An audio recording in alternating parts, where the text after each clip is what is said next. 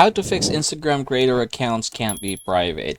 So I'm here right now on my Instagram, and if I am going to go ahead and set this to private like so, you will see that it says business accounts can't be private. So it's the same thing with creator accounts. The solution is going to be the same thing, so I'm just showing you something like this.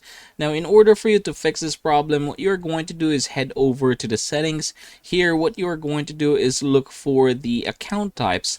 So we're going to go ahead and scroll down, and we are going to look for creator tools and controls. Now I'm just going to go ahead and tap this one right here, and then there is an option here to switch account type. So I'm going to go ahead and click that one, and then I'm going to switch to personal account. So go ahead and do that one, and then switch this one right here. Alright, so now we have finally switched. Now this time go ahead and click the account privacy once again, and if you are going to go ahead and enable it this time, you will see that now you have an option to do so.